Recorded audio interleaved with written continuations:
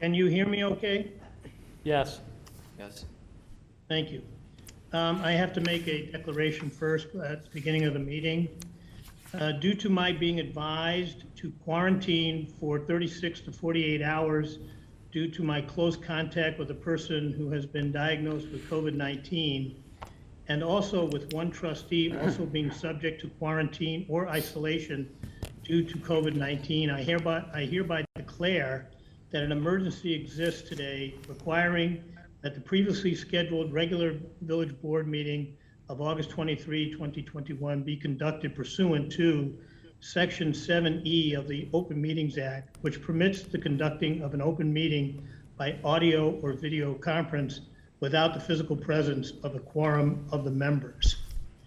And also, I declare as the mayor of Burr Ridge that an in-person meeting under the Open Meetings Act is not practical nor prudent because of the governor's disaster proclamation of August 20, 2021.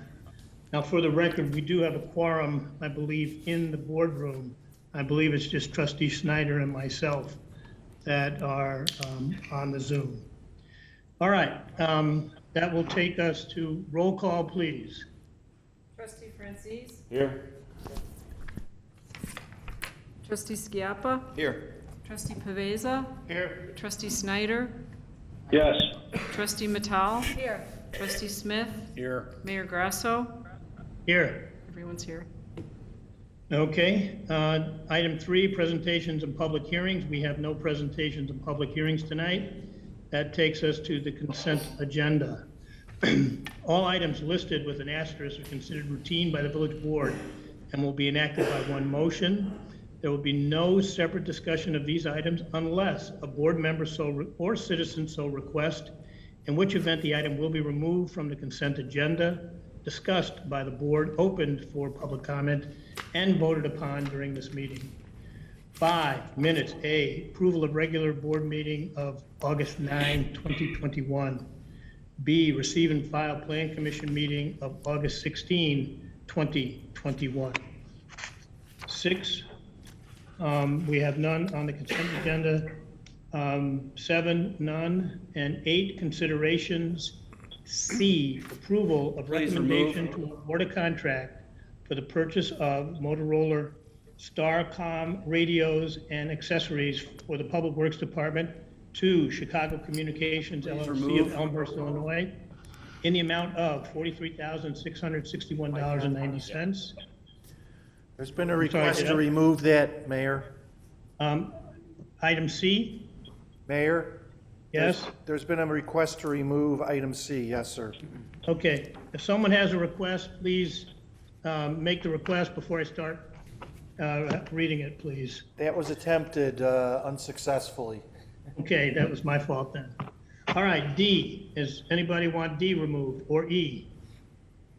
All right, D, approval of recommendation to award a contract for the 2021 branch pickup program to Kramer Tree Specialists, Inc. of West Chicago, Illinois, in the amount of $25,823. And E, approval of the vendor list dated August 23, 2021, in the amount of $710,814.92 for all funds, plus $168,906.77 for payroll for the period ending August 7, 2021, for a grand total of $879,721.69, which includes special expenditures of $40,000 to Landworks Custom Limited for storm cleanup and $31,238.60 to Underground Pipe and Valve for parts to repair the water transmission main. With that, can I get a motion to approve the following items on the consent agenda? 5, A, and B, and 8, D, and E. So moved. Second. Any discussion? Any comment? Roll call, please. Trustee Snyder? Yes. Trustee Pavesa? Yes. Trustee Matal? Yes. Trustee Smith? Yes. Trustee Francis? Yes. Trustee Skiappa? Yes. 6-0. Okay, 6-0, the motion passes. That takes us to the consent item number 8C, approval of recommendation to award a contract for the purchase of Motorola Starcom radios and accessories for the Public Works Department to Chicago Communications LLC of Elmhurst, Illinois, in the amount of $43,661.90. Who wanted that removed? Trustee Smith. Okay, Trustee Smith, floor is yours. Thank you, Mayor. On regards to 8C on the Starcom radios, I do see it as a valid expenditure for the village, especially to keep Public Works and the Police Department in sync. I just question the timing. We have a $1 trillion infrastructure bill coming out of Washington, D.C., plus potentially another $2 trillion out of Washington, D.C. And I'm just wondering if it would be prudent of ourselves to delay this expense now to see if in fact we can get the funding from the Washington DC money. Evan, any comment on that? Let me just start off by saying what has happened in the past, not Russ, not that it would happen in this situation, but at least when monies were expended for items such as this that might be covered by the infrastructure bill, we were able to then point that we've already spent the money, for example, in 2021, and then have it as part of our allocation. But that's still, your point is taken, but I still don't know what the right answer would be. Evan, do you have any insight? Thank you, Mayor. I think your point is part of what I was trying to make, Mayor, which was well stated, that we can always look for infrastructure money in arrears. Oftentimes, these capital bills will say from the beginning of calendar 21 till calendar 24. Municipalities may apply for local jurisdictions such as Cook or DuPage County for such monies. The other point I wanted to make is simply that we wanted to have, we've actually waited as long as we feel like we can ahead of the winter season. We had been planning to wait as long as we can just to see if prices would come down. The prices were higher than we preferred. The budget goal that we put in was back in February. But the price of materials for all these goods has gone up. It's hard to get the materials on hand to do radios. So if we wanted to do these for this winter, this is really the last chance we would get for supplies either sell out or the Public Works radios would actually come in ahead of the winter season. But echoing Mayor's original point, though, is that we would more than likely have the opportunity to go back to apply for grant money should any monies to those extent be available to the state of Illinois through the bill. Fair enough. Thank you. Okay, then, Trustee Smith, would you make a motion to approve if you're satisfied? Mayor, there's a hand raised by Trustee Francis as well as one public comment in the room. Of course, thank you. Please monitor that for me. Trustee Francis? Yes, thank you. Question on the technology of these radios. Are they analog radios or digital radios? The reason I ask is that my place of employment spent hundreds of thousands of dollars replacing an outdated analog system and replace it with a digital system. I wouldn't want to be replacing these if these are analog in 2 to 5 years. No, these are digital. These are approved by the police department as well. Thank you. Mayor, there was a hand raised in the public. Public comment? Sure. Have that person come up, Please, they're on their identify way. themselves. Thank you. Got it. Oh, thank you, Mark. I'm sorry.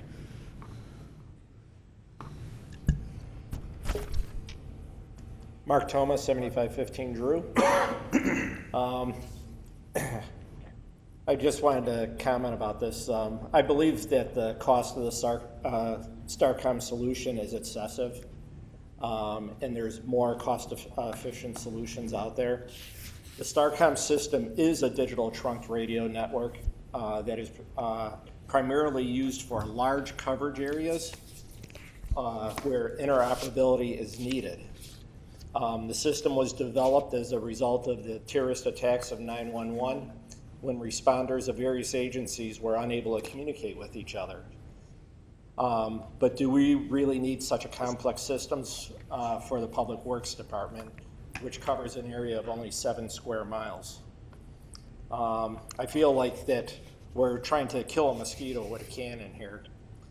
I would like to point out that when the police department switched to Starcom, there was not sufficient coverage to cover within the police station. which required the installation of a passive repeater at an additional cost of $18,000. Will we need to do the same thing at the Public Works building, which would bring our expenses up to $61,000? Also, I do not see in the documentation provided what the monthly fees would be for such a system. Do we know what that number is?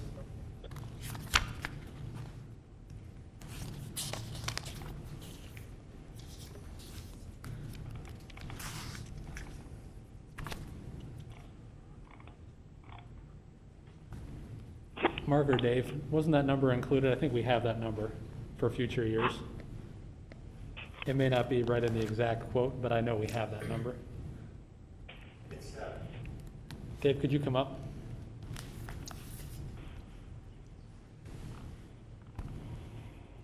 I think in reverse order, I can answer those questions. The monthly fee was, as described in our budget document, was about $6,000. You got Dave, could you come on up to the microphone so the public can hear if they're on TV? Yeah, sorry, I think I was talking on an angle. So in reverse order, the monthly fee, I'm sorry, the annual fee is already included in the budget, pending that this would be approved, and the amount of $6,100 out of the IT fund. I can try to answer other questions if you need.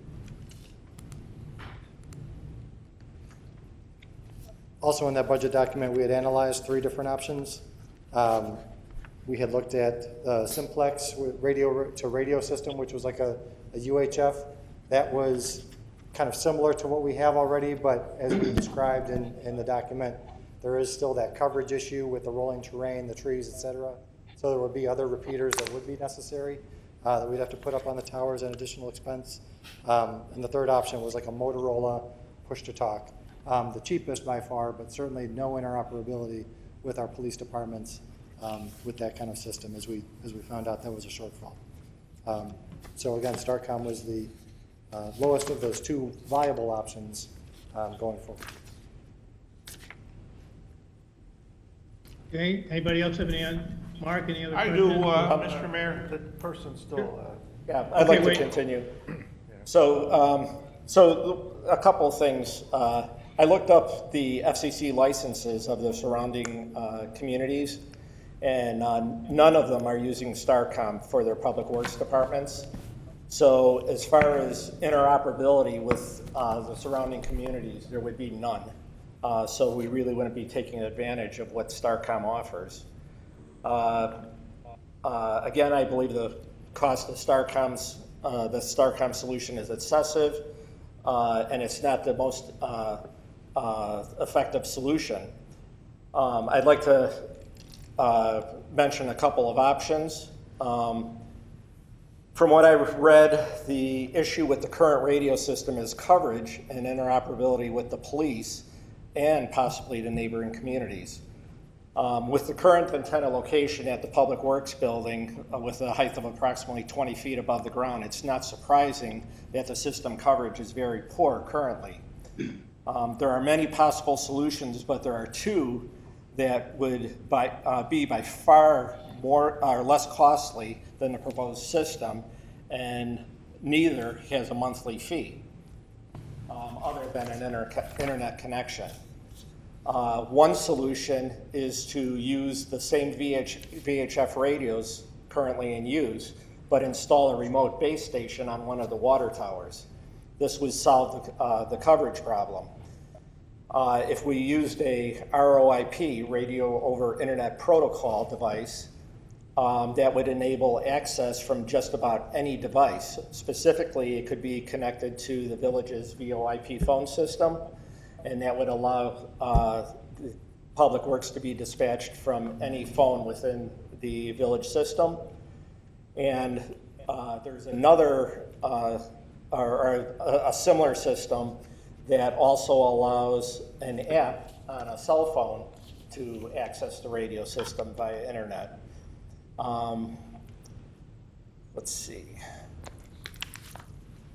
So this would solve the police interoperability problem, as well as give managers the ability to communicate with staff from their homes during those late night weekend snowstorms.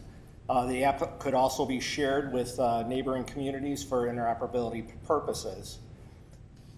If portable radios were added to the system, which it sounds like was one of the things that that we wanted, that would be a problem with the current system, being that it's a simplex format, so portable communications would be a problem. So the other solution would be to install a repeater on the water tower. If we install a repeater, this would solve the portable communications, and using the same RIOP adapter that I spoke about previously, it would provide interconnection that I mentioned previously.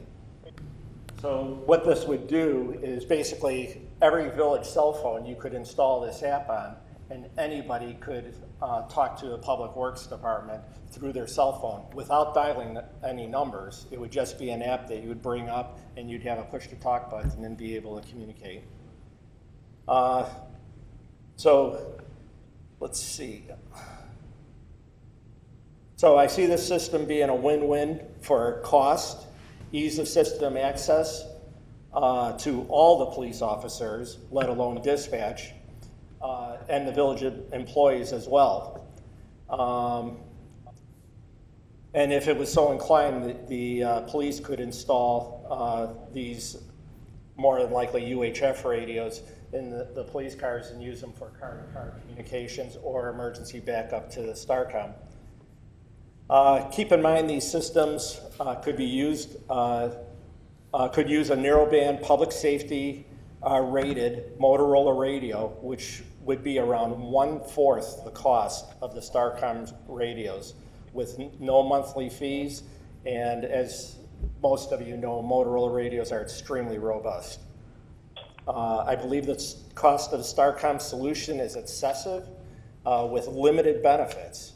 There are more cost-effective ways that can do a better job. A substantial savings, I think, can be obtained by looking at some of these other systems.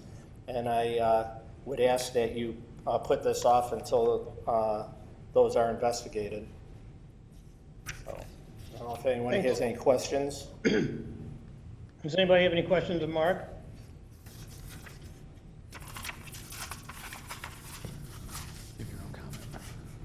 Okay, Mark, thank you. That was very informative. Mayor Grasso, Trustee Baveza has a question. Sure.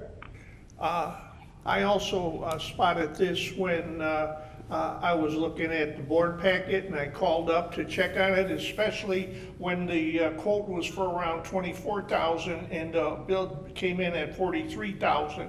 And I was told that we were gonna originally be asked for these to be bought in January, and the price was high, so they thought they'd put it off and the price would go down. But because of the type of material that it's made for, very similar to chips in cars, the price has been slowly going up, and that's the reason for it is one of the better options, and it's really the reason for the high price.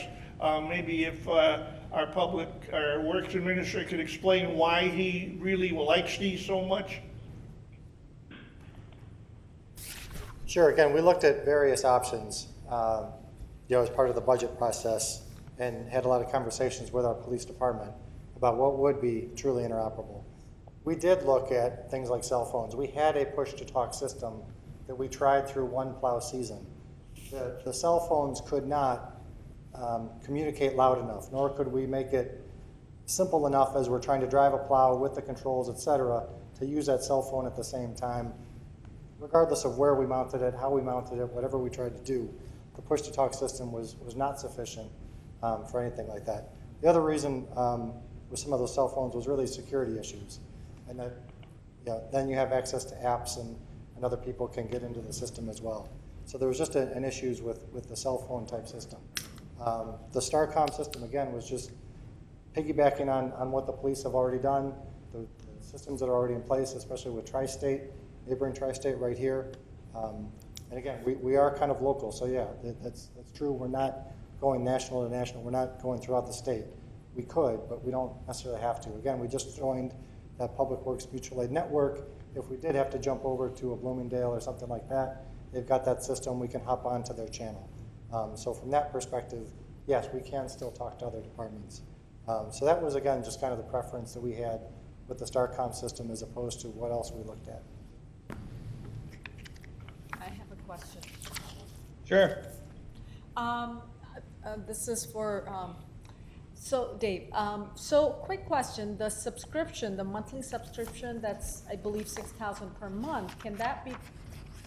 That's Year, 6,000 per year. is it per year, 6,000? sorry, yeah. All right. This 6,000 a Is there year? some way we can kind of get a discount with the village, so not the police department, with the kind of club it together with the police department? I believe that question was asked, and the StarCom system is kind of subscriber-based. The police already pay for what they pay for, and we have to get into the system. Again, it's statewide through the DUCOM system as well. And then the other question I had was, do you communicate more with the neighboring villages or more with the police department in your day-to-day work? Day-to-day, it's really just among ourselves. That's what I Right, thought. among our crews and So then the with ability to police. communicate with the police department far outweighs your ability to communicate with Willowbrook or Darien or any of those. That's correct. That's what I want to make sure. Thank you. Dave, is that $6,000 figure annual or monthly? That is an annual estimate that's already put in, that's an annual amount that is already included in our budget, 5-year projections. Okay, so about $500 a month, is that the math? Yeah. Okay. Well, let's see, what about the VH radio? Did I miss that? Is that, The did VHF you address radio, Mark's point on the VH radio? right, the VHF radio was looked at too, that we would have to install additional repeaters. He's absolutely right, those would have to go up on the water towers, and that was included in our cost that we threw into the budget. One on each tower, again, that would be about $15,000 each, so almost $30,000 more as a one-time cost. But again, then that has to be added into the police department squads and watched by the watch commander, monitored by them too, as part of that operation.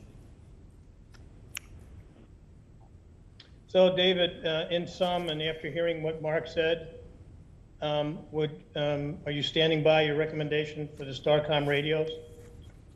We still do. Again, we looked at all the various options, and we felt, having talked to Chief Madden and among ourselves, and having tried out a couple of different options that we presented in the budget, the StarCom was still the most robust system that gave us the best coverage end-to-end of town, as well as the interoperability with the police department.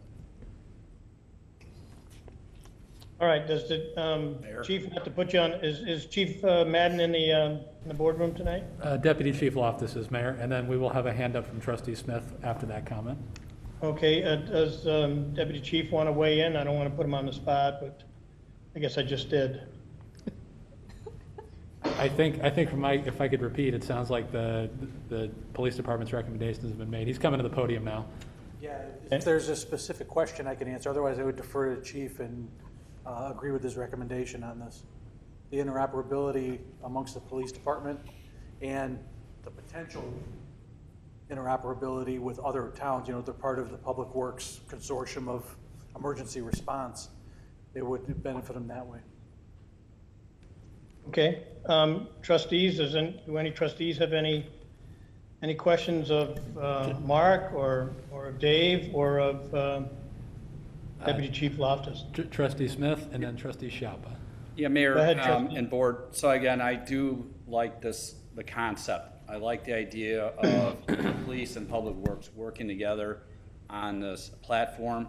I think some of our residents and some of us here sitting on the board would like to see a lot of cost deferred if we get money from Washington, D.C. So, when there's more dialogue or if the dialogue is done, I'm definitely going to make a recommendation to vote for this. So, trustee Schiappa.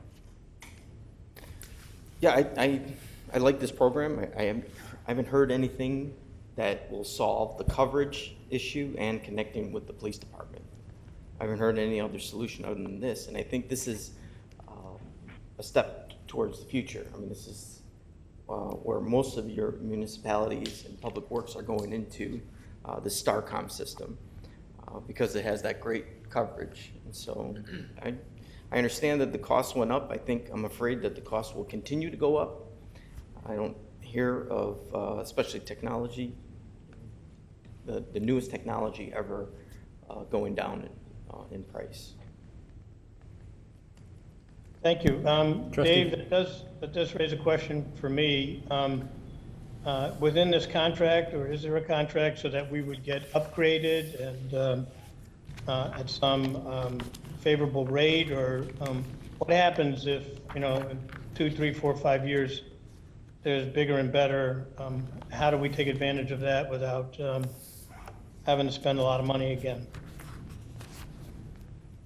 That's a good question. We haven't, I think, gone down that road yet. We know that there's batteries that need to be replaced.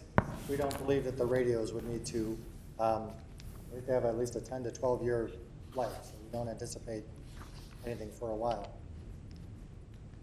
Okay, well, I'd ask you to take a look at that. When I was chair of the 911 board, we talked a lot about radios at Starcom and Motorola, and that, from where I sat as chairman, was one of the surprises that came up, was that we all of a sudden had radios that were out of date.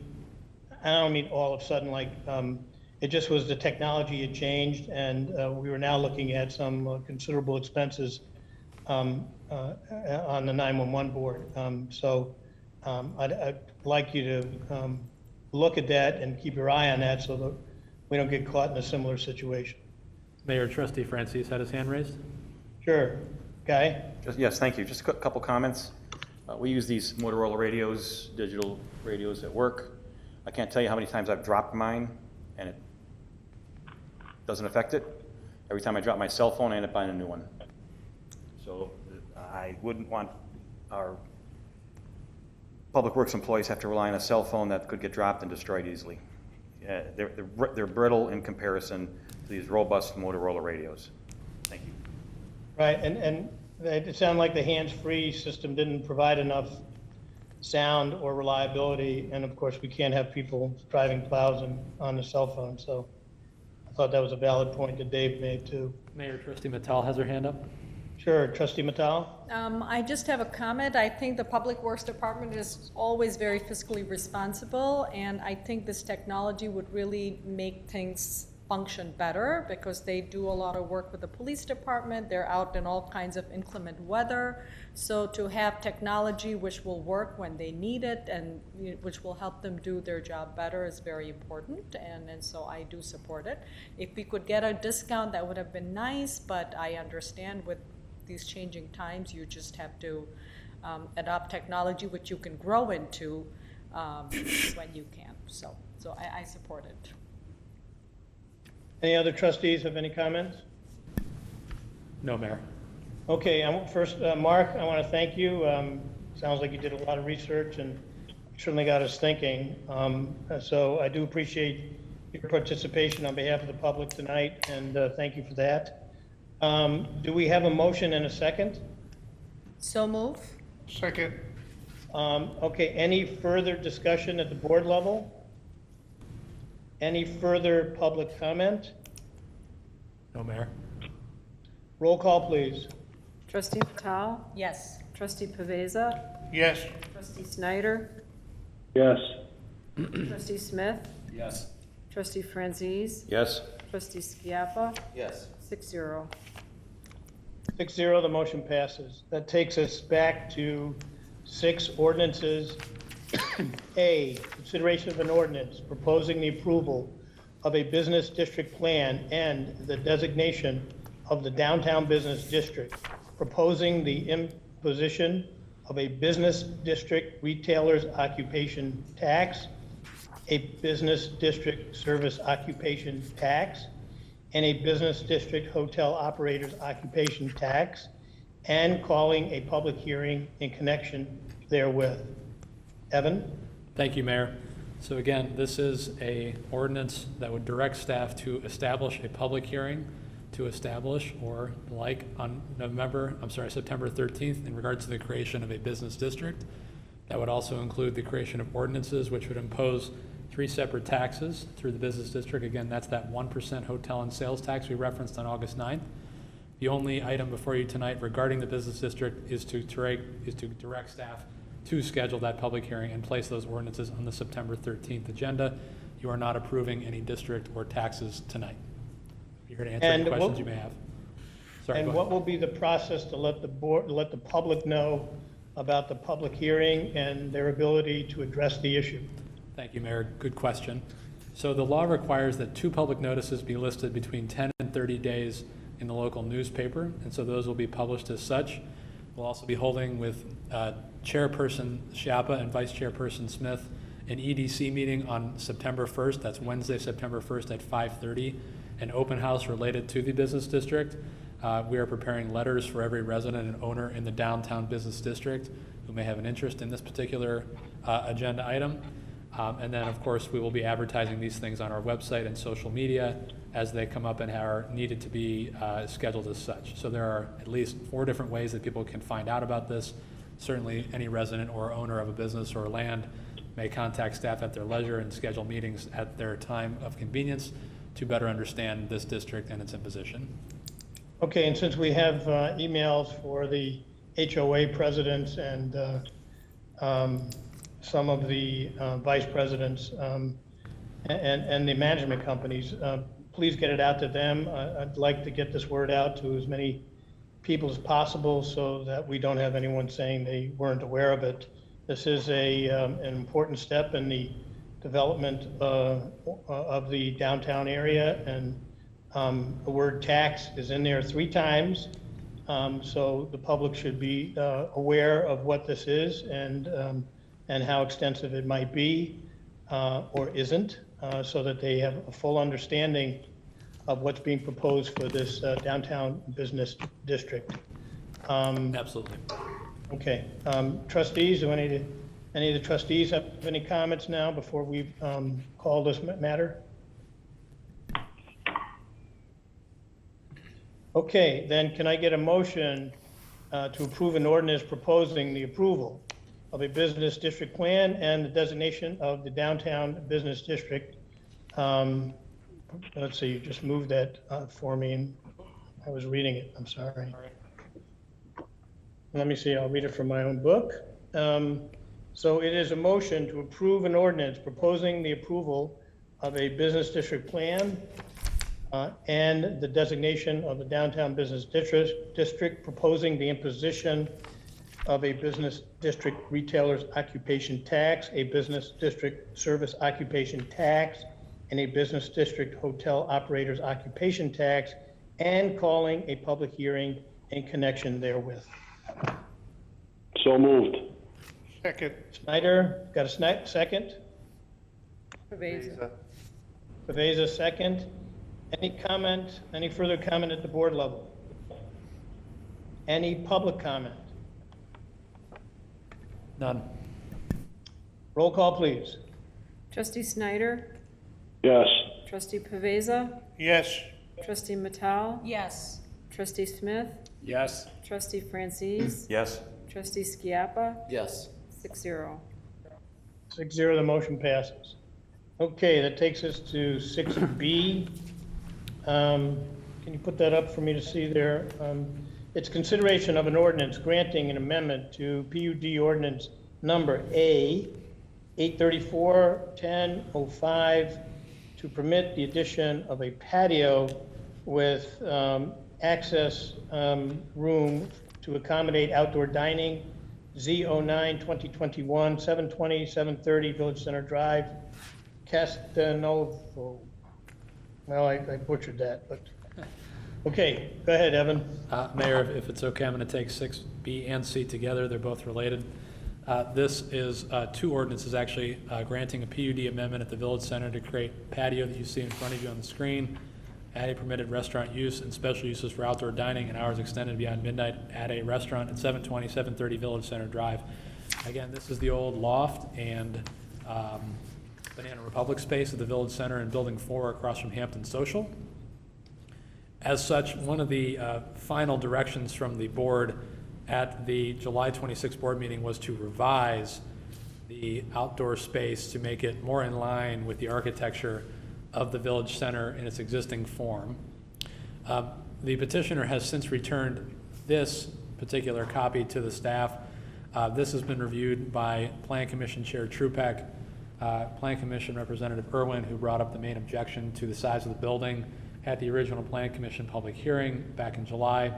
Both of them have approved this for your consideration, so you have what I would call Plan Commission approval. Plan Commissioner Representative Janine Farrell is also here if she would like to be called for extra comments. There are a number of conditions that were imposed by both the Plan Commission and the board. I'm happy to review those if necessary, but all were included at your direction in all the ordinances before you tonight. So again, what you are approving and final, should you do approve it, is a restaurant, about 13,000 square feet with this outdoor dining area closing at 1 o'clock inside, 11 p.m. outside. I'll be here to answer any questions. Thank you. Okay, let's start with the trustees. Trustee, I know Guy, you in particular had some legitimate concerns. Yes, any further questions?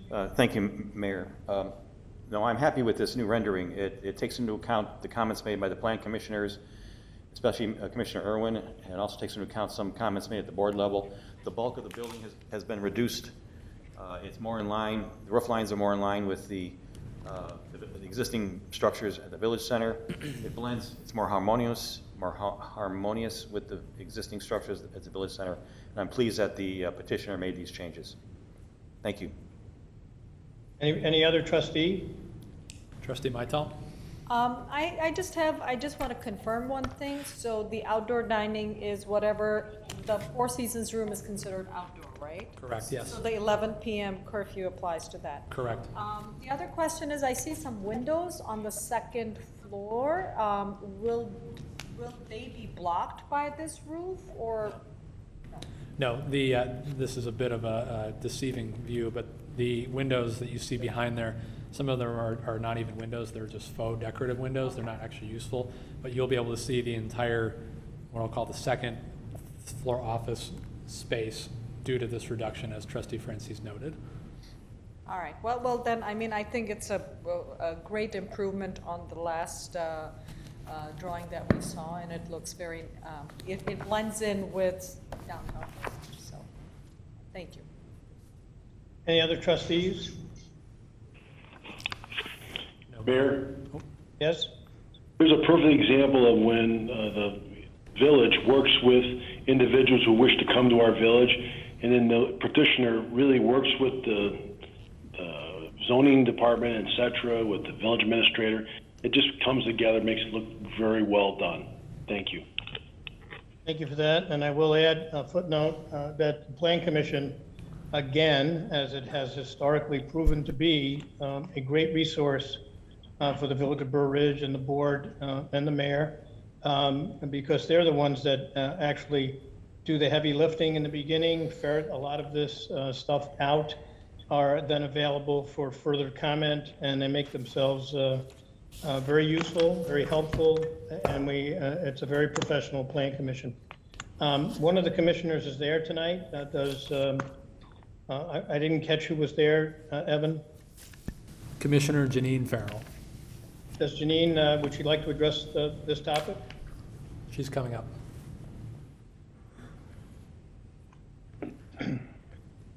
Thank you, Mayor, trustees. Janine Farrell, 16W253 93rd Place. I think this looks great.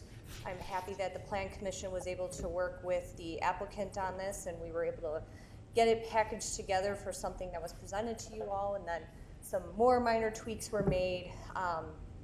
At the Plan Commission level, I know Commissioner Irwin was here and spoke. We did have some concerns about the overall massing and size of this. So to see it reduced in size, I think this is a great improvement. So I can answer any questions if you have for me. Does anyone have any questions? I guess not, Janine. Thank you very much. All right, thank you. Anybody in the public, anybody in the audience would like to comment on this? No, Mayor. Okay, then let's combine items 6B and C. I won't read them all. They're part of the record tonight. Does anybody have a motion to approve items 6B and 6C? So moved. Second. Any further comment at the board level? Any public comment? Roll call, please. Trustee Francis? Yes. Trustee Matal? Yes. Trustee Smith? Yes. Trustee Skiappa? Yes. Trustee Pavesa? Yes. Trustee Snyder? Yes. 6-0. 6-0, items 6B and C are approved. That takes us to 6D, consideration of an ordinance granting a special use approval for a restaurant with amended outdoor dining, Z06 2021, 11-4 Burr Ridge Parkway, Salamone. Evan? Thank you, Mayor. As you say, this is Z06 2021. This was originally scheduled at the August 9th board meeting for discussion. It was tabled to this discussion. Again, this is an ordinance for outdoor dining area to add an awning to overtake a outdoor seating area that was already in existence of the subject property. Be happy to answer any questions you may have. Thank you. Anyone? Trustee Francis has his hand up. Okay, Guy? Yes, thank you, Mayor. At the last board meeting, I had asked to have this item tabled because the board was made aware of an incident that occurred at County Line Square on August 5th. Since then, staff has completed their report, and it appears that the petitioner of this, it was an incident at another business at County Line Square. And staff completed their report, and it appears that this petitioner was not involved in that incident. So I think we can move forward with this on that respect. However, I did request of the petitioner two board meetings ago to address the parking situation in front of the restaurant concerning the delivery drivers for this business.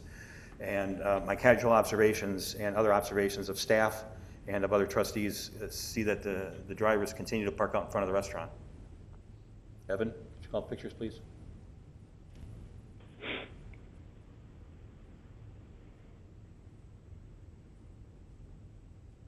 Those are all. Thank you. So I'd like to hear if the petitioner could comment about this. I was asked of him kindly to address this, and it seems to not have been addressed. Good evening, Mayor, trustees. My name is Nancy DeLassio. I'm here on behalf of the petitioner. My understanding that this is a petition that is before this board for an awning placement, not related to parking of vehicles. However, as a courtesy, we will address that. So on the one hand, I would respectfully request that the petition for the variance for the awning be granted, because it is exactly the same awning that Capri's neighbor to the east has. Nothing different. There's been no request for any expanded dining areas, just an awning. I have here with me the partner of Capri, and as a courtesy, we will address that the parking that one sees here in these photographs, you have to understand that there is a florist shop, there is a cleaners that also, they load their products and they also park there. There are Uber drivers, there are DoorDash drivers that they cannot necessarily police. They could request that they please park in the parking lot, in the lots and not in front.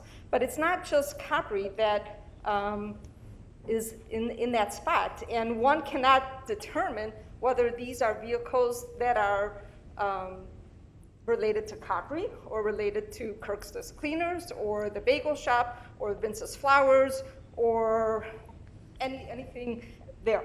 So having said that, we would welcome the police to come and ticket these people. But again, they cannot necessarily police these individuals who are out there parking in front of the location. All we can do is tell them to not do that. They can tell the Uber drivers and the DoorDash drivers not to do that.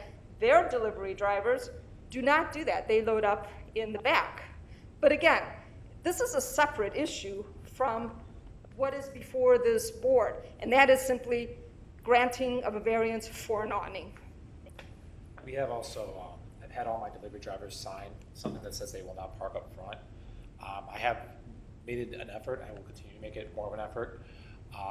When it comes to Uber drivers and DoorDash drivers, we do block drivers who are difficult. So, because a lot of times they get confrontational because they're trying to hustle to make a buck, you know. But we have blocked certain people, and we are making it a priority, and I will make it a priority. So.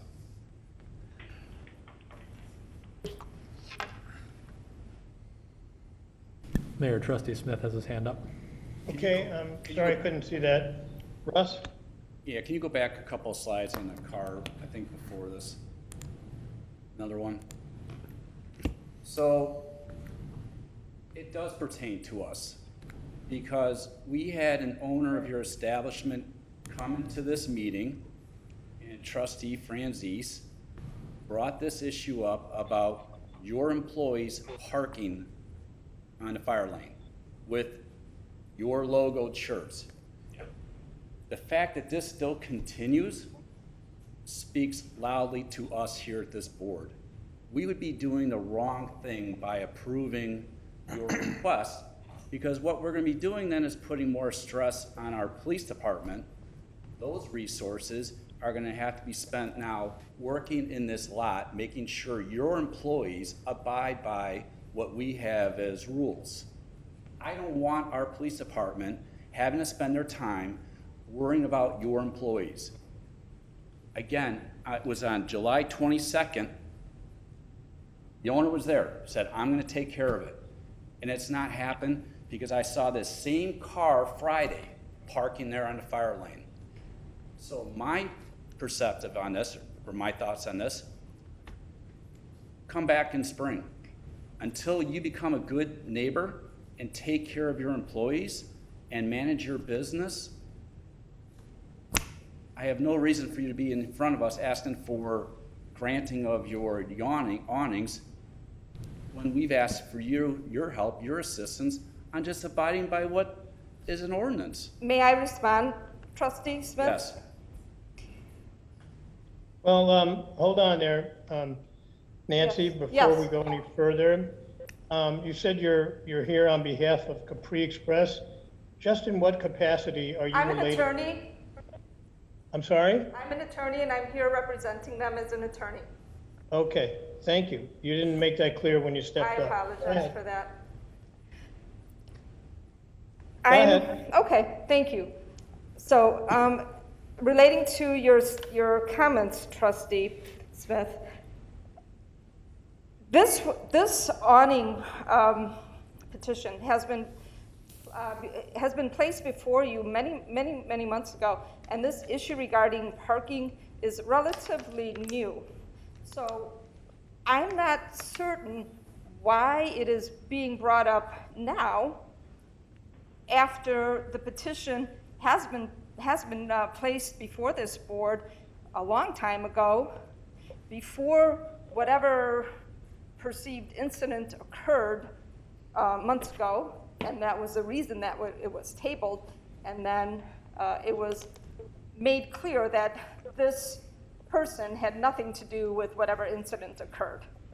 So now we have another impediment placed before my client, and that is a parking issue. I would ask, they are making representations that, as a courtesy, that they will do everything in their power to make sure that the Uber drivers don't park there, that their employees don't park there, that nobody does. However, we're still talking about an awning and nothing more. So I would ask respectfully, please grant the variance for the awning and issue citations for parking issues, do other things regarding the parking issues. But what is here before this board is really only a petition for the variance for the awning. And it seems as though you want to punish this operator. I'm not sure why, but it's a totally different issue, in my opinion. Okay, thank you for your opinion, Nancy. By the way, for the record, it's a request for a special use. Does anybody want to comment about whether or not this is a relatively new parking issue, or whether it's been chronic? I think this has been an issue for a long time. It's just the evidence is before you now. Okay. Okay? And I do believe that you are asking for a variance from our ordinance. Okay, we've got our ordinances, and you're asking us to approve a variance from our ordinance. For an awning. Correct. We're asking you to follow the law and not park by the fire lane, and you're not doing that. So how can you ask us to approve a variance when these three photos clearly show that these are drivers from Capri Express? If you can flip through the photos again. Those three photos did not appear This gentleman's until, got a Capri Express logo on his didn't- left breast. If you go through the other photos, it's even clearer. they will do everything. I They will assure, correct me Yeah, if I I'm mean, wrong. like I said before, I'll do everything in my power. At this point, I know the evidence before you doesn't look good, but all I could do right now is promise you that I will try my best. If you guys want to table it, I understand. I but would ask also- that this not be tabled. I would ask to respectfully address this matter now. They have assured, and they will continue, and they will put a policy in place with their employees where they will not be allowed to park whatsoever in front of Capri Express. We cannot make assurances, similar assurances, of what Vince's Flowers will do, or Kirk's Cleaners, or La Cabanita, or the... There is also DoorDash drivers that go to La Cabanita, they park up front too, so a lot of times it looks worse because, and then Vince does unload flowers, he delivers to Warren Parking Lot, and his drivers, we share drivers sometimes, so he has, he's parking as well, but I will make an effort best I can. I'm not really sure else. Is that? Mayor, Trustee Francis has raised his hand. Yes, thank you. Guy? Yes. Are these your employees in these pictures? Yeah, I mean. Yes, yes, thank you. This is not punishment. This is trying to get a problem solved without involving our valuable police resources. I absolutely- Ma'am, I'm speaking. I have the floor. Nancy, you had more than enough time, and you repeat yourself. Please don't interrupt me. Still. I don't want to involve our valuable police resources with this business owner's employees. It's his responsibility, not the Village of Burbridge Police Department, to fix his employees, okay?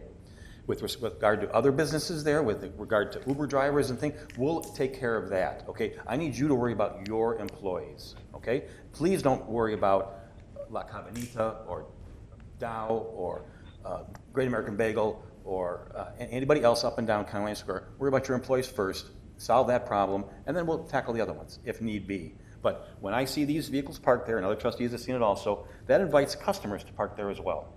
They see it, they think it's okay, they see customers. Then the Uber drivers park there, and the DoorDash. All those people start parking there. So we had you before us, it's not punishment. All I do is kindly ask 4 weeks ago that you address this problem, and the problem persists. It wasn't addressed, it's still happening, and these are your employees.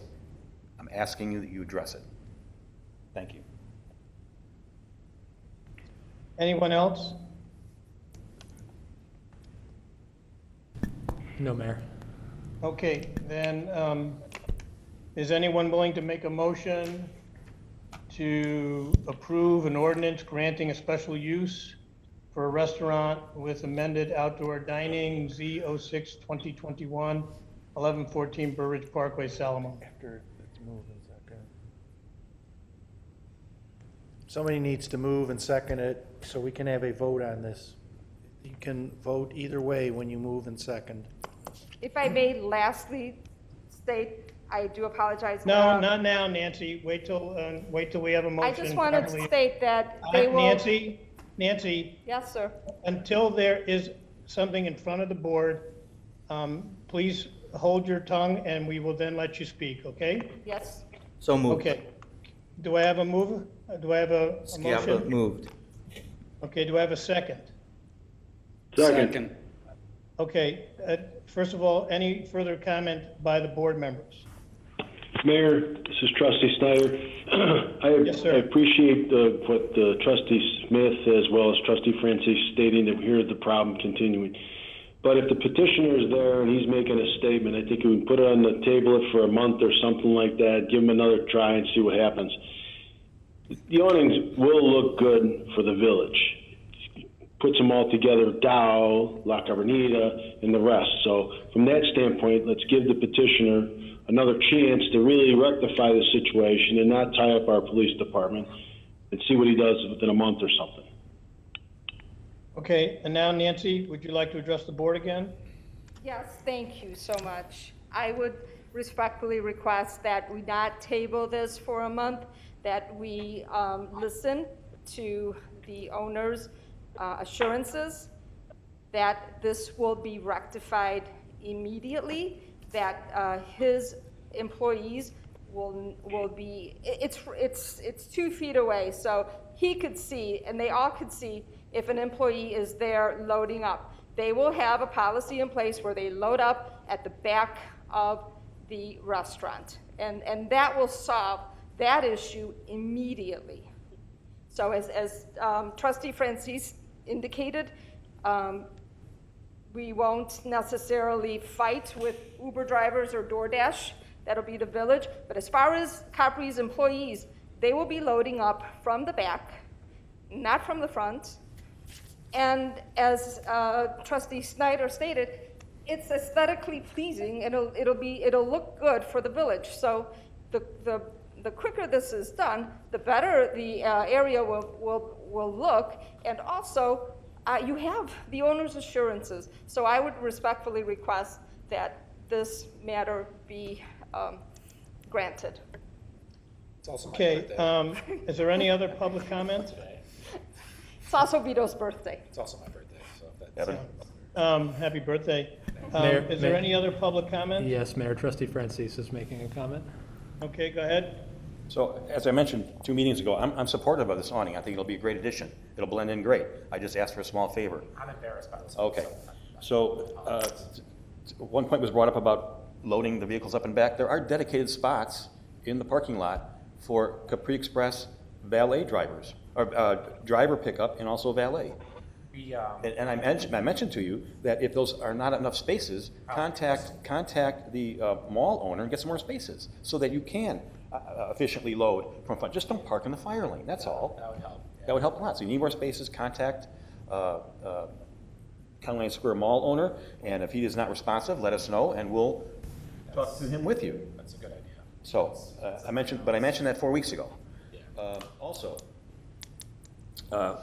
would this board be willing to entertain a special use condition that there'll be no parking of Capri Express employees in the fire lane? Attach that to the motion? You can move to amend the motion. So, Understood. Just throwing that out there. would we be approving it today on the condition that there's no parking in the fire lane, or? We would amend the special use approval to prohibit County Line Capri Express employees from parking in the fire lane, You would add a condition to the public use. correct? The special use. Correct, yes. That there's no parking by employees of the petitioner in the fire lane. Okay, let's get some If that is clarification. on that. violated, you can revoke the special use permit. Okay, let's get some clarification on that. It's already against the law to do that for anybody.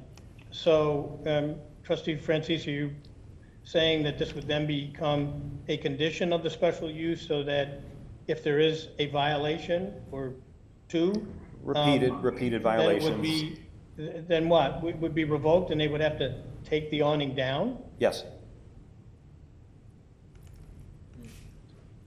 I mean, as a practical matter, I have to agree that the awning probably is a good addition It is. to the overall presentation of this end of County Line Square, and God knows, anything that can improve the look of the County Line Square is well received, certainly by this mayor. So I wouldn't want to further deface it by taking down an awning.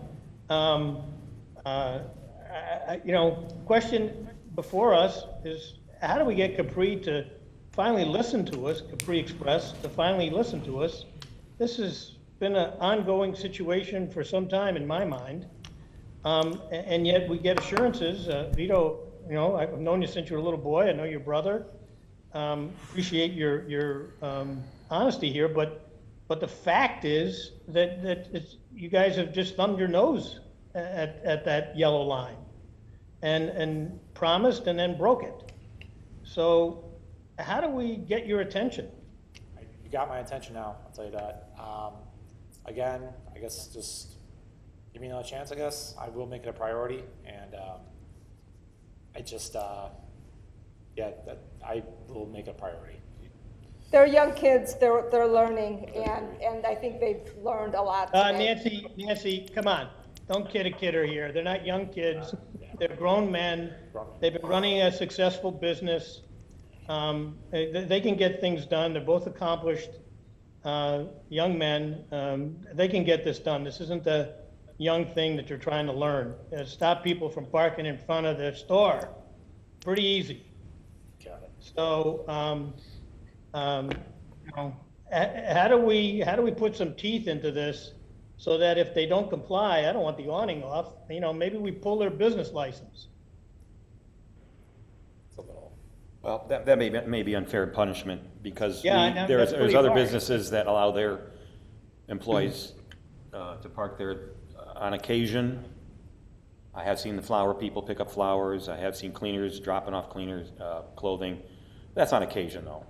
This is regular. Okay, but to be fair, that would be an unfair imposition, I think, to this business owner, because it wouldn't be fairly applied to all the other business owners there at County Line Square. So. I agree with you. But I don't know how else. Okay, well, We're almost. I'll we're withdraw my almost- suggestion then about amending the special use permit request. We do have assurances from the business owner, and I'm sure that if it continues, it'll be brought to our attention, and then we'll just have to have some enforcement. Mayor, Trustee Smith has his hand up. Okay, Russ? Yeah, thank you. I would agree with trustee Schneider. Maybe if we could table this for 60 days, then I'd feel much better about the situation. It gives us time to make sure that we're all doing what we say we're doing, and then we're not taking down your awnings, and we're still letting you do your business. But I would like to see that 60-day freeze before we finalize this. Well, a motion to table, as I understand it, and Mike can correct me, a motion to table would take precedence over a motion to consider the ordinance. So if someone wants to make a motion to table, and there's a second, and it gets a positive vote, then that would take precedence. I believe Trustee Mytal had a question. I would agree with Trustee Snyder and Trustee Smith that this gives the business a chance to prove themselves and that they're going to do their best to enforce that no one parks in front of or in the fire lane because nobody wants to take down an awning once it's up, so yes. Okay, so I'm hearing three of you already on the same page. So does someone want to make a motion to table for a specific period of time? I'll make one, Mayor, if Mayor. we could just give us a second to look up the zoning ordinance to see if there's a particular requirement for the village board to act on the special use application, concerned about 60-day run out. So if we could just have a Okay. second. Evan is looking it up.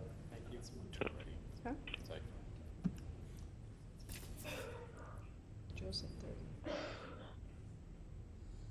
Yes, I got.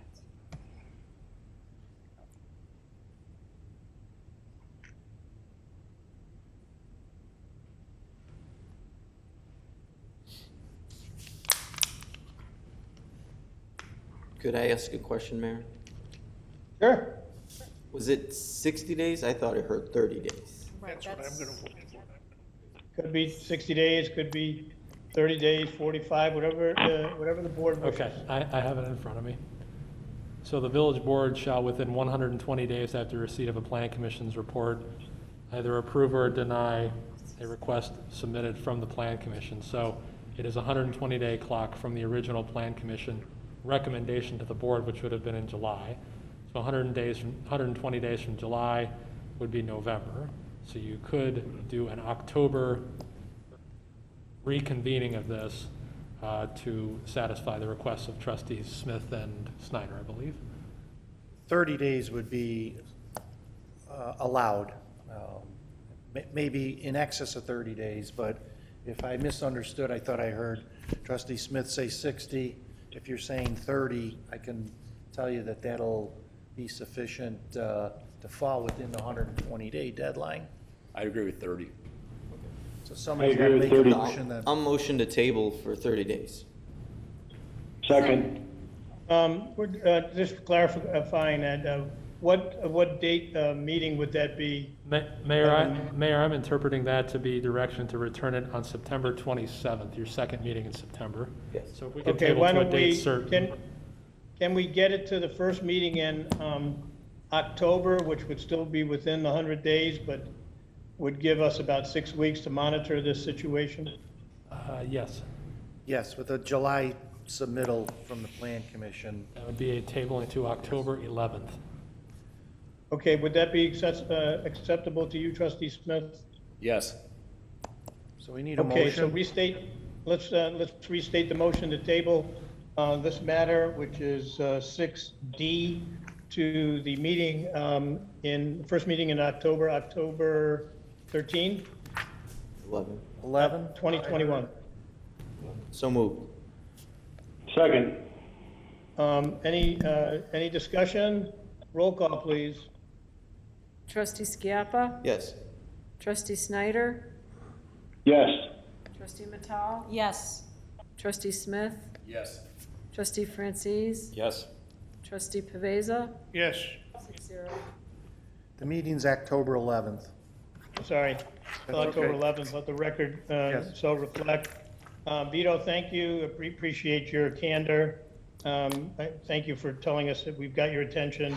We'll see you over the next 6 weeks. Thank you very much. Thanks. That will take us to 8 considerations. A, consideration of Finance Department staffing reorganization, and we might as well also include 8B, which is consideration of employee leasing agreement with GovTemps USA LLC. This is something that Evan and I, mainly Evan, but Evan and I have been working on for some time. Just to give the public a little bit of background, COVID-19 has proven a challenge for all of us and all villages. It became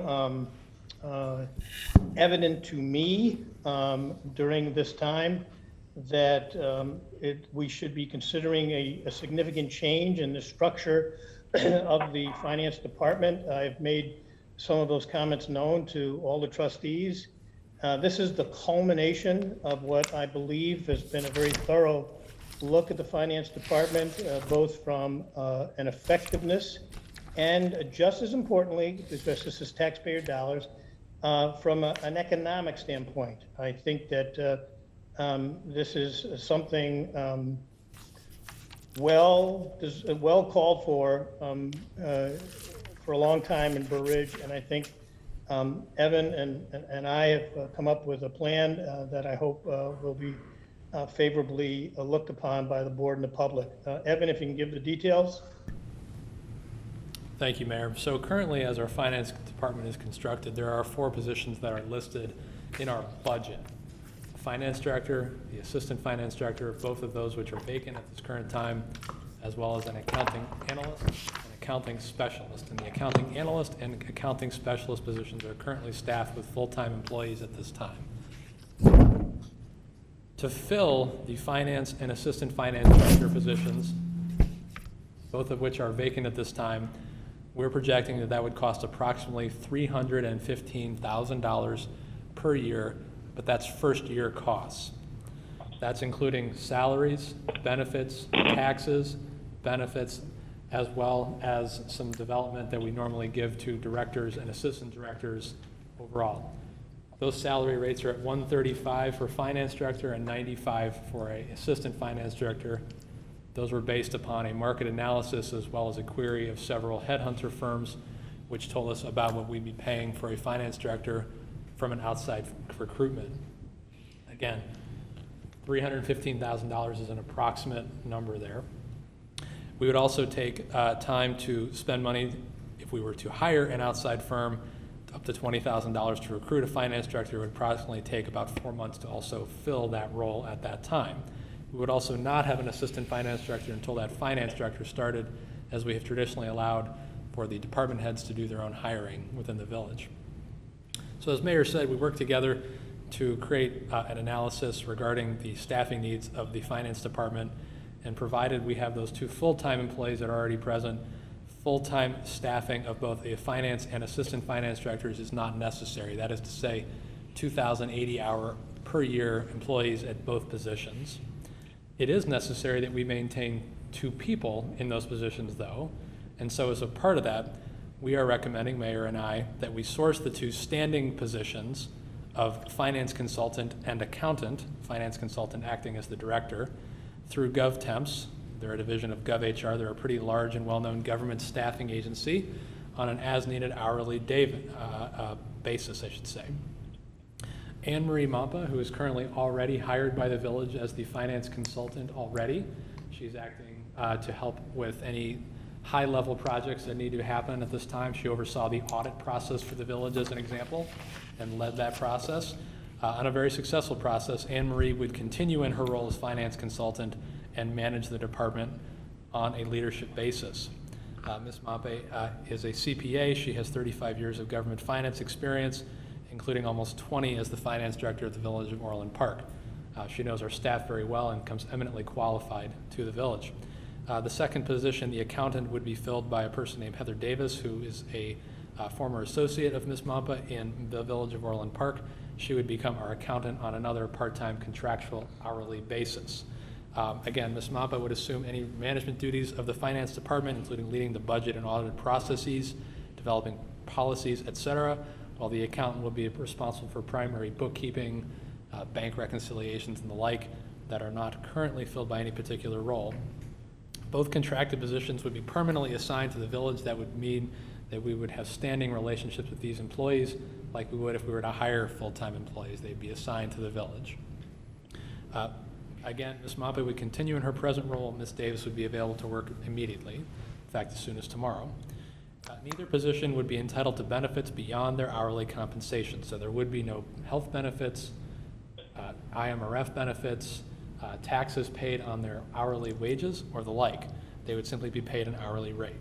Additionally, either person could be released from duty at any time for any reason by the village, being that they're a contractor.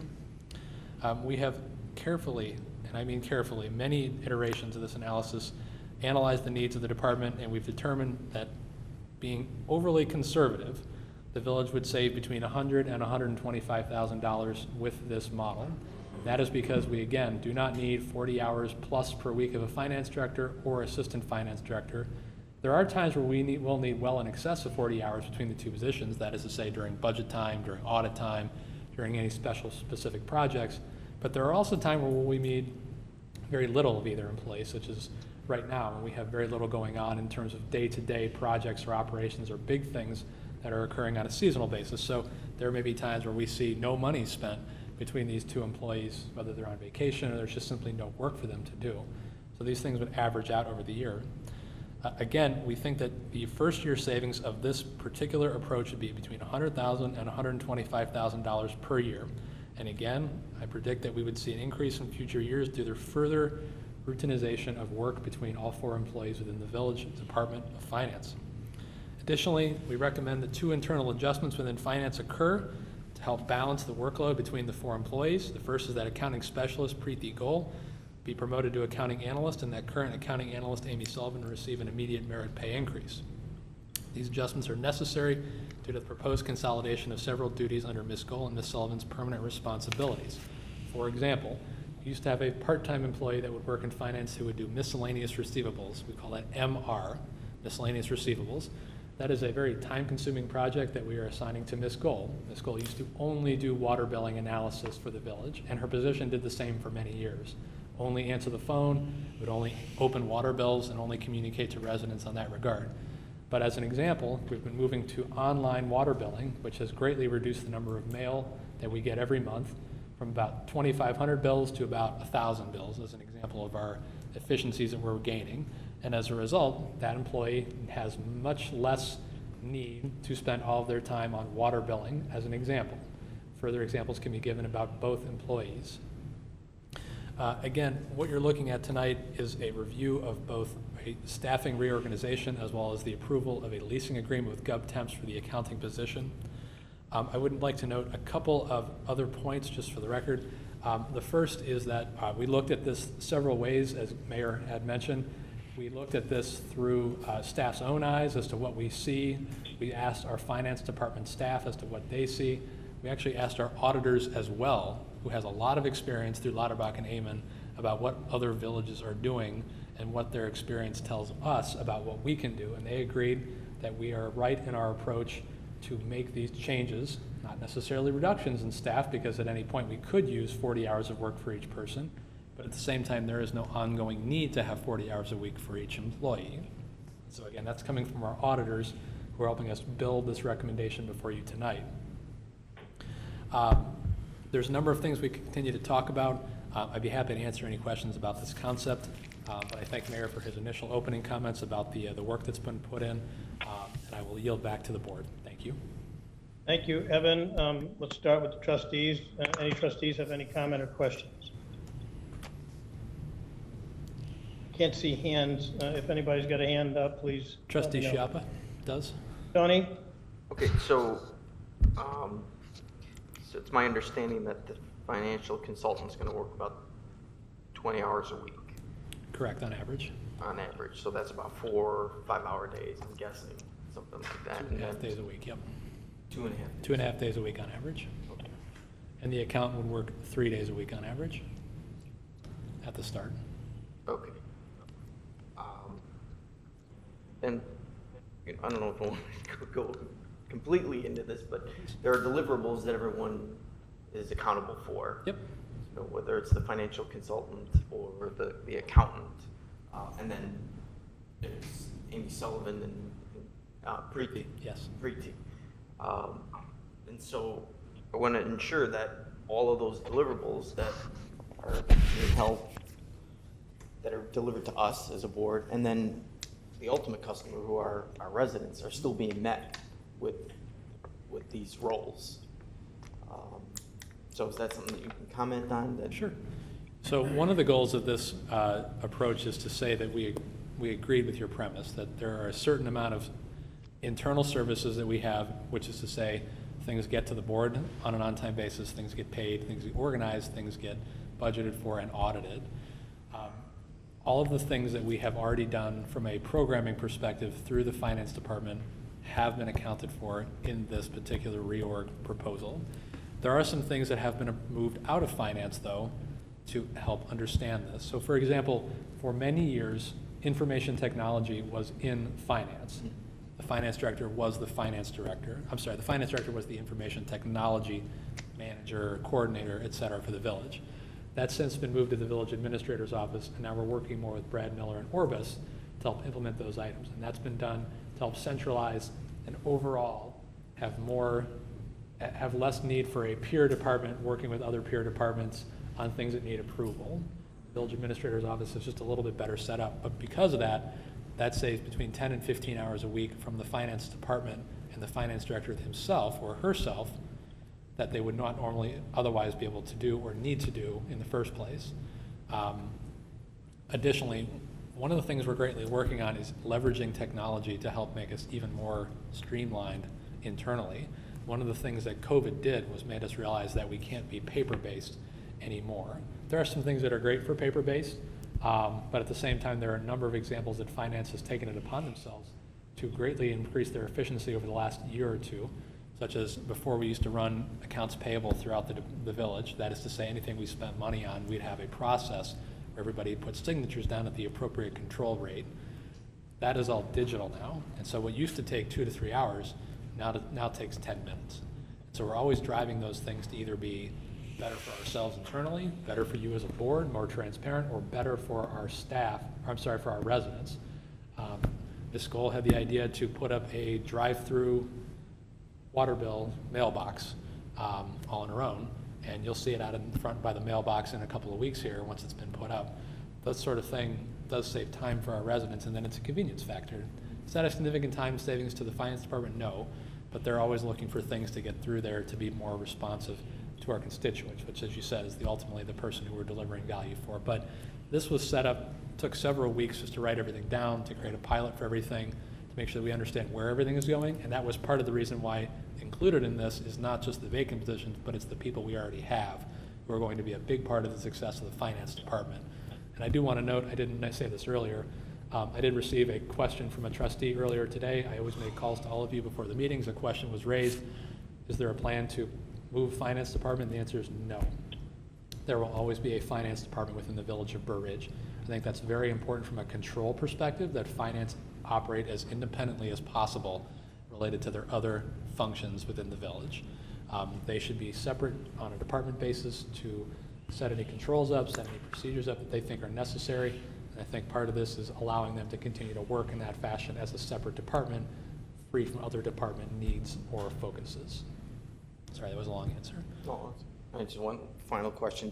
So the average that you have provided to us, 24 hours for the finance director, does that also account for that busy time? Correct. Of the audit? Correct. Okay. The busiest times of the year are the 6 initial weeks for the budget, Yeah. which is basically January 1st to February 15th. Usually in the middle of February, we deliver a goals update to you as well as a preliminary general fund update. But most of that work for the budget occurs from January 1st to February 15th, maybe a little longer depending on the year. But that's the busy season along with 2 weeks during the audit season. But again, that averages out when we have weeks where people take vacations and we don't pay them to take vacations. We have slower times of the year, they may both work 8 hours a week for a month. And that certainly does happen because we're already billing with Anne Marie on a certain level. And I'm seeing that there are some weeks where she's giving me 4 hours of work, 6 hours of work, 5 hours of work. And there are just simply times where we're not paying for that much work because there's just not that much to do. Thank you. Okay, Tony, did that answer your question? Yes, thank you. Trustee Okay, Michael. anybody else? Anita? Yes. So I mean, while I like your cost saving, but there are some concerns, and I do want to share them with everyone. But I mean, in my mind, the village rests on 4 pillars. One is the police department headed by the chief, public works headed by Mr. Preissig, administration headed by you, and the finance. And now if we have, and for the lack of a better word, hired help to manage the finance department, we don't have a head who's responsible for it. Also, they don't have. That would be Ms. Mampa. But then she is, I mean, correct me if I'm wrong, she's a temp. I mean, she can be changed, or she If can we- decide to go somewhere else. So could a full-time employee, though. Which is true. I mean, we were lucky, we had full-time employees work for a long, long time in the past, but this could happen, and the chances of this happening are more than if you have someone who has a permanent position. And then my concern is the continuity. They don't know the history of the village. They don't know the goals of the village. They're doing a very good job, and they come with a lot of experience, but they're not tied to the village the way a permanent employee would be. I mean, and I do see the dollars and cents savings, but this is my concern. I understand, and I think the way that we've thought about this is that at the end of the day, board goals need to be understood by staff at all levels. We will have permanent staff remaining there who continue to help provide some of the communication regarding board goals, but at the end of the day, if the board gave us direction to do X or Y, that would be fairly easy for us to communicate back because there's a permanent village administrator. There's a number of permanent employees around that person who could help communicate that, but I think just based on what I've spoken with Anne Marie about and with GovTemps generally speaking, I think we'll overcome that because at the end of the day, Anne Marie will be in department meetings with me, Dave, and Chief. She'll come to meetings in front of you tonight and be responsive to the comments, concerns, and questions that you have about village finances. She will be giving monthly updates to you as we want to return to once we get this position staffed up. She'll be leading the budget discussions. She'll be leading the audit discussions. In the next meeting or two, you'll be getting an audit report from her. And so I agree with what you're saying that while the person, if you're a full-time employee, doesn't have a choice but to be invested, I think we'll still see the same amount of performance from them because this person and the model we've been using that we're proposing has been in effect for the last year. Because in a lot of ways, we hired Anne Marie to help out Amy Nelson. We hired Anne Marie to come back once Amy Nelson resigned and get us through some tough periods over the summer. So especially starting off here, I don't disagree that if this doesn't work in a year, we can come back and start different or do another thing. But from what I've seen, and I think I can sort of speak for Mayor here, we know her to a long extent, and we've seen her attitude and her experience. And that's why ultimately we asked finance staff about this, and they supported it because they saw the commitment that Anne Marie had to our village. And I feel very comfortable with her commitment as well, because ultimately it rests on me to help provide those services at the end of the day. Right, let me, Sorry, that's my point. Everything rests on you, which, you know, it's not, it just puts a lot of load on your position as well. I can assure Well, you that. let me- Mayor, if I let may, me- just real quickly, the only thing I'll say is, I don't think this adds or detracts any load from me. I'm still gonna have a direct report with Anne Marie, and she'll have 3 direct reports the way a finance director would. If I felt like this was not gonna be enough help, I would tell you that this is not gonna be enough help. I would tell you that. I wouldn't try to save a couple of bucks and be cheap, for lack of a better word, in this scenario. This is not something that I'd want to cheap out on. In fact, I told Mayor one of the things we need to do is we need to pay some of our finance staff more because they're going to be taking on additional responsibilities. And they were happy to hear that. They were happy to hear that the village wanted them to stay and be assets for the village and be leveraged because they have talents. But I would not sit here and give you a recommendation that I wasn't 100% comfortable with based on our pressure perspectives. So, sorry, Mayor. All right. Thank you. yeah, let me finish up there just a little bit. Anita, let me assure you that we took all of these things into consideration. And again, this is a recommendation that comes out of actual experience of what I saw, I will say what I saw and what I knew as mayor from before and what I saw now, that we just did not need the level of staffing at the finance department that we have paid for over the years. And then we went out to our professionals and asked them, after they've looked at us, whether or not we're coming up to the right conclusion that we can outsource, or there may be a different term for it, we can outsource some of this work at the higher levels and still get the same performance. Still, it would be responsible. At the end of the day, it would be Evan's responsibility and ultimately the board and me. But we would still be in just as good and frankly, I believe, in a better position than we were at this time last year, for example. And that we will, in addition, save the taxpayers considerable money, six-figure money, which is significant to a village of our size. At the end of the day, we are a small village. We do not have a fire department, and we do not have park districts. We are as basic of an administration as we get in municipal government. And so this is our recommendation.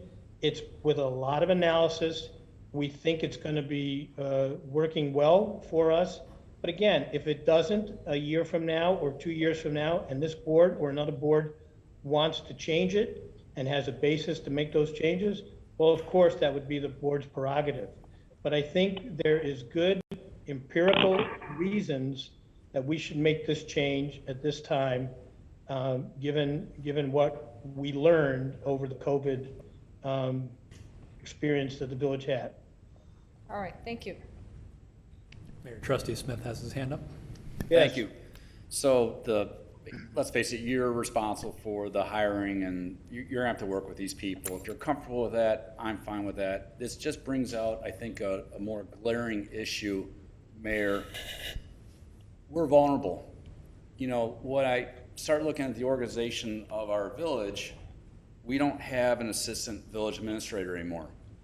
You're it. You're our village administrator, you are our assistant village administrator, you're now our acting IT director, you're our village planner. Lord forbid, you're outside and you get hit by a school bus.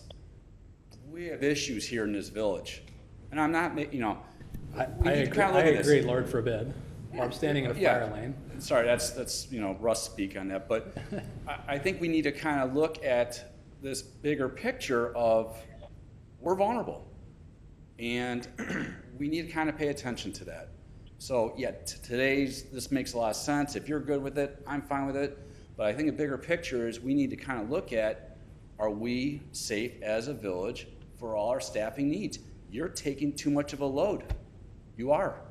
And I think as an organization, that's possibly dangerous. So that's my commentary. Fully approve your thoughts on hiring, but I think we need to kind of look at that as a board. Thank you. If I could respond. We are a small organization, as Mayor says, and it is very expensive to hire staff. A salary is just the beginning of hiring staff here in the village. I'm not saying it's not a good value or a great value in a lot of cases. I don't know what we would do without police or engineers or the like, as an example. But at the end of the day, one of the things that I always try to focus on is where can we move staff to be as effective as it can be for the betterment of the residents. And that's why my reorganization a couple weeks ago said, honestly, I get more value if I knew I had a CSO. And I'm glad and I appreciate the support in that regard. But, you know, Trustee Francis is an example, if I may. We've had a lot of conversations about the effectiveness of code. Code compliance is an extremely big part of this village's current and future service needs, just as an example. And the way I approach staffing is to say, how can I solve as many resident problems as possible, given the fact that I can only hire so many staff? I'm not going to have the tax base of Oak Brook, and I can hire, they have 5 CSOs. I would love to bring 4 additional CSOs in the future, but that requires 4 humans with cars on Ducom radios at $8,000 a piece. That's expensive. So I appreciate the comment. I always consider that as to who's doing what. I think we've made a lot of progress on right-sizing some of the departments. We've put additional support staff for Dave Preissig in Public Works. I believe he's here tonight, and he does a great job.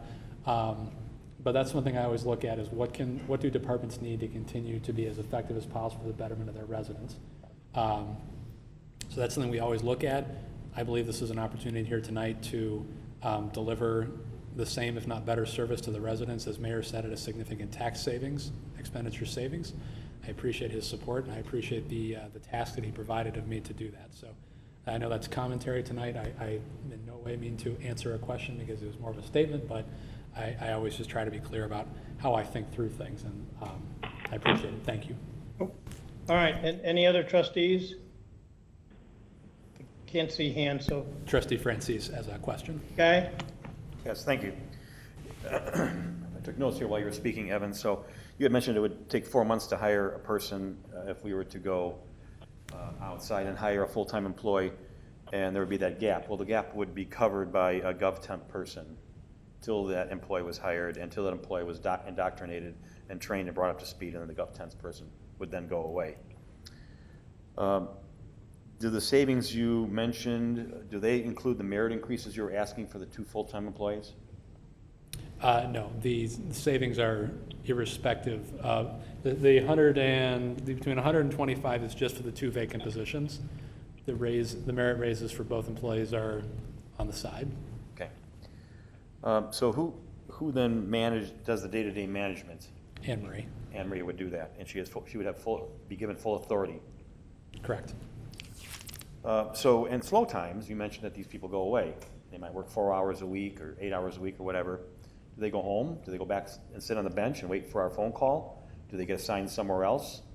What's the assurance that they will be available to us when we need them during the busy time of the budget preparation and during the audit? That's already been discussed with GovTemps as well as both employees, that they are aware that there are busy times, and we've basically scheduled January to April as being budget, as well as all of July for the audit season.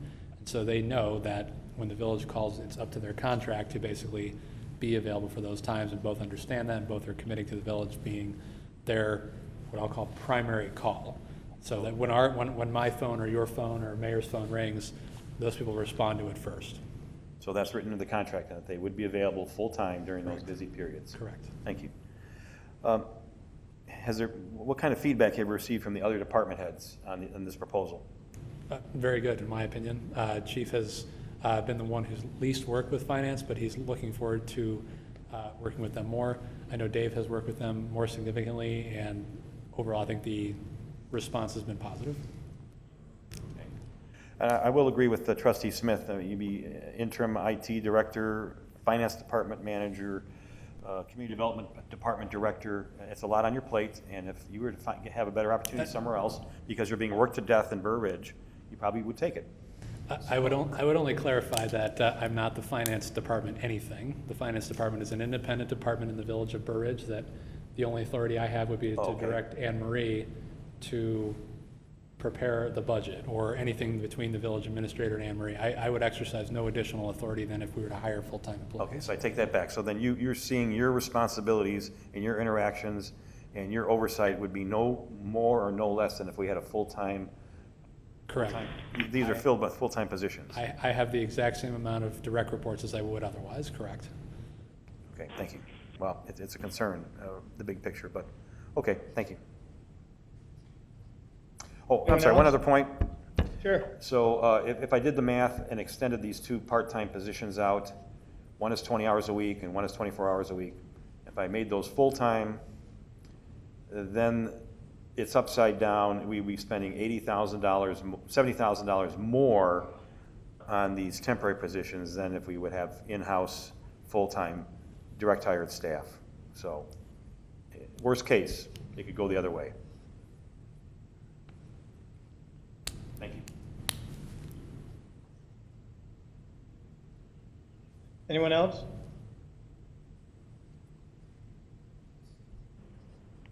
No, Mayor. Okay. Any comment, anybody in the boardroom, any comment from the public? No, Mayor. Okay, just let me make some closing comments. I'd like to approach this a little bit more on the positive side, rather than say we're vulnerable or this and that. First of all, the finance department is what we're talking about tonight. And I think that what we're proposing is giving you, the board, and giving the public the same amount of abilities and the same coverage at significantly less money. And I think that is a point not to lose. A separate point is what we're going to be asking of the village administrator and Evan specifically. We're going to be addressing that in the near future as well. I am just as aware as all of you are that we don't want to work anyone to death, literally, and we want to be sure that Evan has the proper staff around him. And I have repeatedly said to him, do you have enough staff, which is one of the reasons he made reorganization request. Are they getting sufficiently paid, which is why he has made some of the recommendations to increase salaries for some of these workers? And ultimately, do you feel comfortable coming to work every day, that the village board and I have supported you in what you need? So far, he has always told me yes. He feels like with these changes, he is getting, because I told him as a village administrator, he's got a clean slate and he can form this this administration and the other parts of it to his liking. And if he wants something, he should be asking for it. And I intend to sit down with him again as this finance situation develops and make sure he has the staff he needs. I am as aware of all of you that we don't have an assistant to the village administrator, which we traditionally always had. We're saving that money also, but I agree with the board that we just shouldn't save money for the sake of saving money. But rest assured, I am the mayor, and so I'll take some of this on my plate. Rest assured that I have been staying in close contact with Evan about what he needs to succeed. And if that takes rearranging some of our employees and doing something a little bit differently, well, we should be doing that as long as he's getting supported. So I'd like this not to be something that looked at as if we're vulnerable. I'd like it to be more positive and say we are reforming this staff to meet the needs of the village in 2021, and we are not necessarily going to follow the way we did business last year or 10 years ago. But I am not losing sight of the fact that we want to make sure that Evan has all the support he needs to be the village administrator, and I'll be addressing also that subject of village administrator next month or the month after with you. Thank you. With that, can I get a motion to approve the finance department staffing reorganization and the employee leasing agreement with GovTemps? So moved. Second. We have a second? I couldn't hear. Second. Al Paveza. Any further discussion at the board level?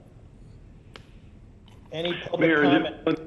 Mayor, one thing is, I think that what you've done and what Evan's done with the reorganization and the support that you've given Evan and his staff, and with him going to his staff and asking them what their belief system and what they're looking for, I think what you've done here is going to be great. So thank you. I have one comment as well. And I think it's a leasing agreement, which means it's a lease that can end. And if this doesn't work out. But it may work in the favor that Anne Marie may just love working here and become that full-time person for us as well. But I like the fact that Anne Marie is bringing that experience from a larger village as well, Orland Park, where she can let us borrow some of those great ideas that she has put forth at Orland Park and push us away from those bad ideas that they've had. So she's coming to us with some experience as well, and we can borrow some of those ideas. Anyone else? Okay, any public comment? Roll call, please. Trustee Snyder? Yes.